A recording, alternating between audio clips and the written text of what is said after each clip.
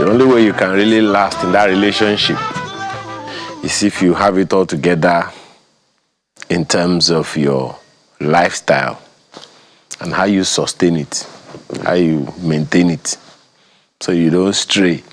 Okay.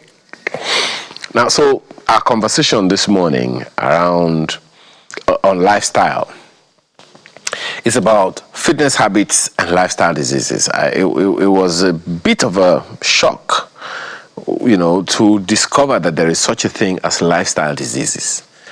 And it brings it home to a number of people when you talk about lifestyle diseases. In other words, there are some things you will do that you're doing that are already putting your lifestyle in jeopardy. And there are lifestyle habits you can cultivate and sustain to help you deal with them, either put them at bay, manage them, and all of that. Well, all of that is the conversation we're having this morning with Mr. Joel Uzamere, who is the CEO of IREP, that's Institute of Registered Exercise Professionals. Thanks for joining us this morning again. Thank you. It's always my pleasure to be here. In a minute. Yeah, minute and a half though. First of all, where did this whole idea of lifestyle disease come from? All of you just popped the question in my neck. It was like an uppercut. Yeah, it is. I mean, I literally had a whole conference at Oriental Hotel this year on lifestyle disease. Oh wow. Yeah. So it's a major pandemic that is causing. That's serious? Yeah, it is the biggest killing machine. I mean, when you have illnesses that are self-inflicted, it's worse. Because what people are doing is they are drinking, eating, and living however they please. You can imagine in a world where you have something to take you around, a car or a bike, or some way of taking you around. You don't longer walk to work, you walk from home, right? So you're not moving, you're not eating right, you're not even sleeping right? Because there's so much series and movie and entertainment to catch up with, right? And so we have this major sickness or pandemic, let me use that word so that we see the seriousness, because people are not living and making proper lifestyle decisions. Okay, and some of the most popular diseases that come from what we call either non-communicable diseases or lifestyle diseases, as you put it, are popular diseases like hypertension, type 2 diabetes, obesity itself. You can have all these lifestyle diseases are things that are preventable, right? And you know that's the major difference between type 1 and type 2 diabetes, is that one is, it's something that you can't do anything about. Maybe you were born and your body does not produce insulin. But most people, when they were born, their body was producing insulin, and that insulin was helping with the absorption of sugar into their cells. But because of how much they've eaten so much sugar and how they don't move at all, they now have that illness. Now, what is terrible is that they do nothing about it. They can be diagnosed with these things. Some don't even know that they have those conditions, and then they just slump. Maybe at work, they just slump and they are gone. Or they now have, they've so let it be part of their life that it's no longer something that can be reversed. It's now something they have to live with all the rest of their life. And so quality of life drops. There's money, but there's no quality of life. And it's a real issue. It's a real issue. How bad are the numbers? I didn't come prepared with numbers, but let me just, if I remember the conference and what I spoke on, we are talking billions of US dollars, right?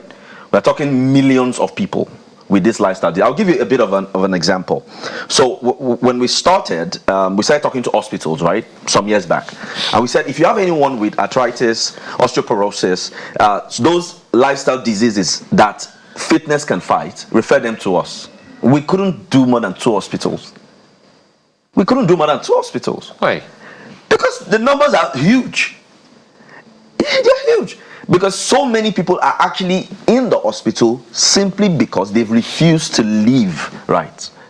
Now, when we say living, there are essentially 4 things you want to think about. 3 to make it simple. The 4th one I'll leave aside. You are thinking about what you eat. What what are you putting in your mouth? What exactly am I eating? When I'm about to eat this meal, what is in this meal? And is it good for my body? It's like a car. When you want to buy your fuel, you know where to buy that fuel, right? You ask whether that filling station is selling the right fuel, right? You want to put oil in your car. There are different grades, right? And you put the right one there. You know what happens when you put the wrong grade in your car. You know. We all know what happens, right? You can't put diesel in a petrol engine. And fuel, yes, you can't do that. And you feel, you know, the what weird part is that, do you know that you can put fuel in the petrol engine and you need to move for a while? Oh, only because there is still petrol in the... So the engine will simply struggle till it breaks down. So that's what we are doing. And when you tell people, they're like, leave me, Joe, with my food. You know what I mean? That's something we kill a man. That's what they tell you. That's food is number one. Number two is movement. I won't call it exercise at this point, because I think when people hear exercise, they begin to feel like we're telling them to do something. Movement. For instance, when we are dealing with people with type 2 diabetes, for instance, and we're trying to reverse it, you know, when it comes to exercise prescription, what we give them, for instance, is what we call bouts of cardio, meaning that they don't work out as a stretch. They do 10 minutes, maybe every 2 hours or every hour. Why? So that the body can use up the sugar in the blood. Right? Because that's usually the problem with people with type 2 diabetes. The problem is insulin. Insulin is what, I'm sure you've had insulin before. So let me make it a bit simple for people. So when we say that type 2 diabetes, is the body not being able to absorb sugar for energy. Now, what will help that sugar to enter the cell so that it can be used as energy is the key called insulin. That insulin is produced by your body. So when you get to a point where you're just living anyhow, there's too much sugar, is that the insulin is not as potent as it should. It's not helping you to take in enough sugar into your body, or is gone. So therefore, you will now need injection. So that your body can then do what? Absorb energy into the cell. So the lifestyle, the too much sugar, the no resting, the stress that you put your body, you are breaking your body. And so our hospitals are filled. They are filled.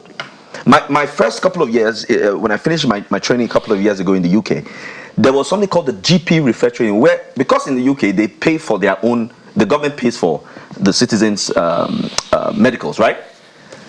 It was so expensive for the government that what they did to us trainers was that they paid us to be in health centers and to orientate and tell people about how to live right, and then those who had lifestyle diseases, to then give them proper exercise prescription in such a way that they're not reliant on drugs. You see the point? And see, you more than have a problem in Nigeria. One of the problems we have is that there's so much hunger, there's so much stress, there's too much news for us to get to the news of lifestyle. You see what I'm saying, right? And we have this idea that there's a way you should look if you have money. You understand? You know, so everybody's trying to look good and at the detriment of their health. So we've talked about food. Second is exercise. People are not doing anything. They give their excuses, I'm busy, right? And so it's killing people. The third is stress. Stress. When you put your body under a lot of psychological and physical stress beyond the body's mental or physical capacity, that is a massive one that causes a lot of stress. So finally, let me just say this, is sleep. That one is very important too. Sleep. Those four things are what are the major things that are causing this lifestyle disease. We'll come to that sleep matter. Yeah. One, we hear you all told us that stress is not bad. Agree. Okay. But good. Now, is there a stressometer? You know what? I like sometimes coining words so that we can better understand issues. Yes, I'll use your stressometer as something we can speak from there. Now, yes, there is good stress and there is bad stress. Let me explain what I mean. For instance, when you exercise, the tension you put in your body when you do prescribed exercise. So for instance, if I say you should do 10 push-ups, rest for 2 minutes and do another 10 push-ups, right? That stress I have given you is prescribed, it's calculated. If I'm a good trainer, I have done a physical fitness assessment for you, right? And I've checked your lifestyle, and I can see that you have the capacity to put your body under that stress. So it's calculated stress. It is good stress that encourages your body to become stronger. Does that make sense? Right? Now imagine if instead of giving you that, I then tell you to do 50 push-ups, no rest, right? And then after that, go into a jumping jacks. Or I just put much more than you can take. That won't build anything, right? So the prescribed stress helps you to build your body. When you are taking the right dosage of exercise and stress, even at work, when you have the right amount of stress put on you by your superior, and they say, okay, deliver, and they're asking you to deliver based on your capacity, that's different. But when they're asking you to deliver beyond your capacity, such that it is affecting your family and your personal life, then that's where stress comes in. So that is why stress, the word stress is not all bad, right? It is the dosage of stress, because stress makes you stronger to a sense if it's prescribed. So I'll go back to the issue of stressometer. Now, there are a few people who are what they call very hardworking people. Yeah. Oh my God. They are very hardworking. Yeah. They are saying even Dangote works hard. Yes. Tony Elumelu works hard. Yes, they do. Who else? There are plenty of them. Yeah. Femi Otedala, they work very hard. Fantastic. To get to where they are. Yeah.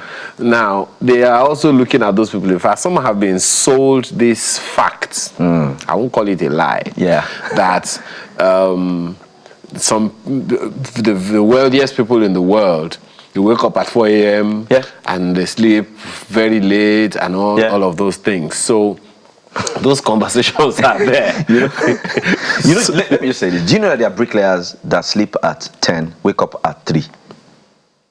Do you know? They don't have a home. Where they are sleeping is not theirs. They have to get up before the owner of the shop comes. So after that, what's next? People just cook off stuff, right? And let's not say it's bogus. Okay. But let me just go through. I know the point you're making, but let me say something. You can either work smart, right? Or you can work hard. Let me use one person, Tony Elumelu, you mentioned. Have you seen Tony Elumelu's routine? Oh, yes. Have you seen it? You've seen it. So you know what the guy has done? He is constantly exercising and constantly resting. He is monitoring all his assets and companies in different places. Does not mean that he is working beyond his capacity. I don't know if you understand me. So let's say, for instance, I've said it here before. What's the definition of physical fitness? It is the ability for your body to perform its daily task. It doesn't matter what you do. Whatever daily task you perform, to perform its daily task with undue stress and still be able to attend to emergencies or leisure while, ensuring that you are living in a life such that you are not smoking or drinking and all those kind of things. That's the American Sports College of Medicine's definition. Now, what am I saying? You want to make it in life. You need to have the body that will enjoy the money that you are making in life. Some people are hustling so hard, working so hard. By the time they are 55, all their money is in medical bills. All their money, they can't even move. There are people who have money, but they need people to help them move the knee left, move the knee right, and they're spending millions of naira. Wait, at 55? Oh no, yeah, of course. 55 is old. Do you know that our life expectancy is in Nigeria? Are you kidding? You are young people, right, with hypertension. By the way, I was talking to someone and I discovered that most people don't know that high blood pressure and hypertension is the same thing. Some people actually feel like high blood pressure is you just have high blood pressure. Hypertension is like you now have a problem. 6 is different from half a dozen. Yeah, kind of thing. Okay. Do you know the amount of people that have hypertension?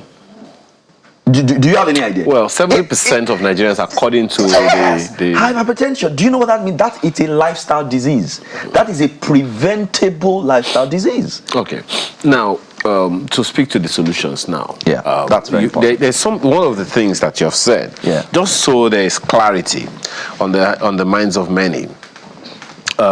Sedentary lifestyle is a causative factor. Poor diet, sleep deprivation, yes, fitness habits, yes, poor fitness habits, yes, and sometimes even a cultural shift, isn't it? Yeah. Of course. You know, because fitness is seen as something for the young or for the rich. Brilliant. I love the way you placed it. That is why when I was talking, remember I said I won't say exercise, I would just say movement, right? Because there's way people say, I don't have time for that one. No, I'm still trying to hustle. It's rich people that exercise. Okay, give us some low-hanging fruits, particularly in the area of fitness habits. I have a habit. Okay. If I'm working, after about I don't remember the last time I was seated for 30 straight minutes, except when I'm on my show. And even when I'm on the show, once there is a break, you get up my feet, Yeah. So I don't have a habit. If I want to take a call, I can't take a call seated. Fantastic. I have to, be on the move and all that. So is there something you would recommend for a good number of people right now? Just is that a good low-hanging fruit? I wanted to give you a handshake, but I don't know if that's allowed.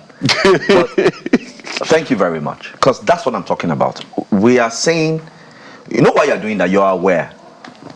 I'm just restless sitting down. Okay. Maybe you're just restless. But let me say this. I can't do it. We need to move more. And why I'm saying we need to move more, and I'm not saying we need to exercise more, is because we need those regular getting up, taking short bouts of 10 minutes walk, 30 minutes walk. See, when you do 30 minutes walk every day, or 20 minutes walk, or even 10 minutes walk every day, you will outlive quite a number of people. And this 10 minutes can be spread.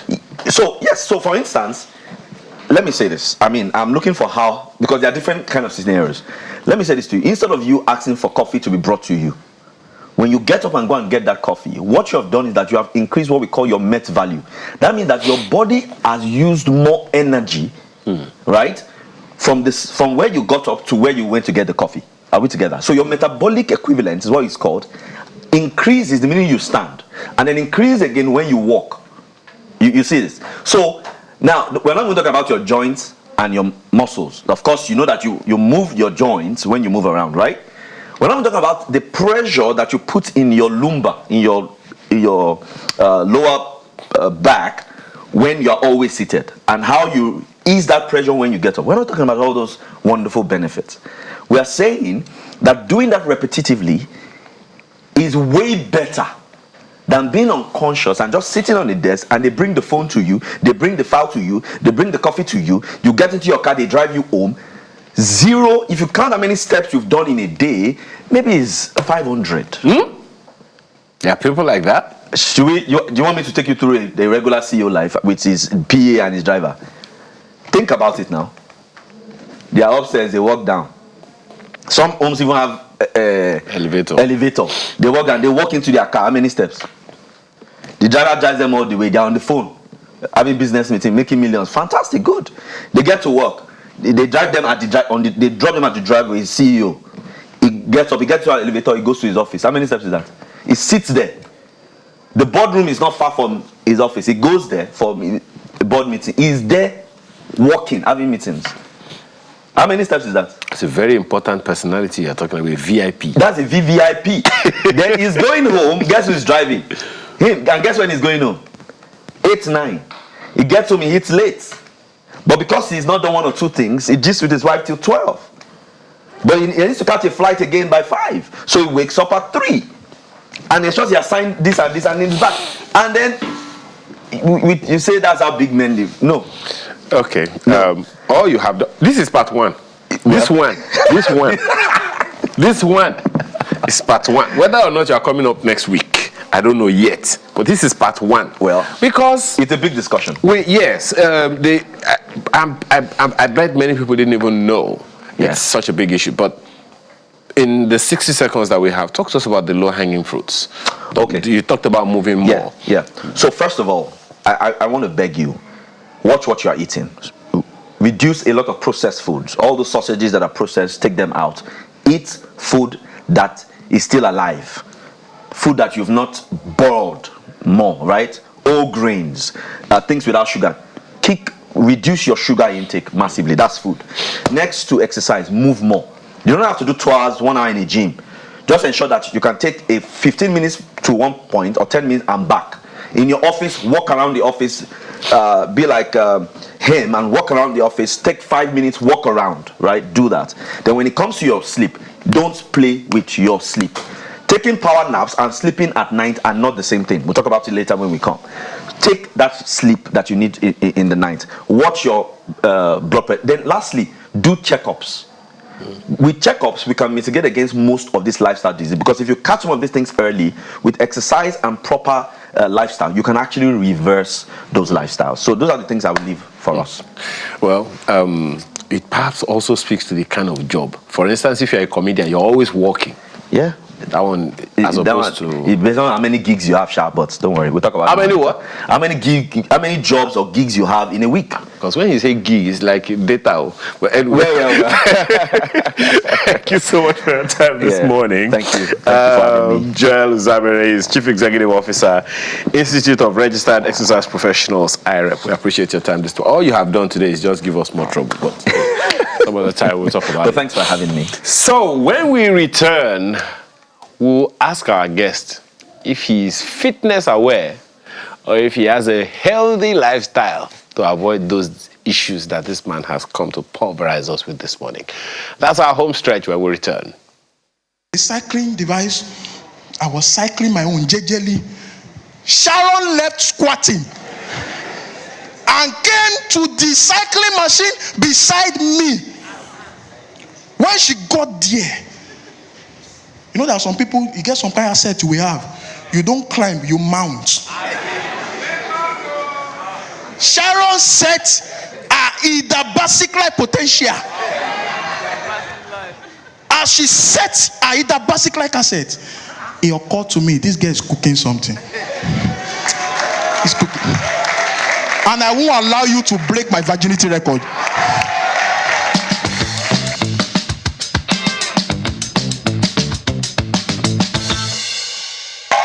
Only the women.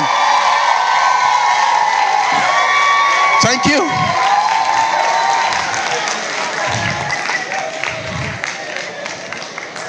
Because of a truth, the issues confronting men, they don't usually gain public acceptance.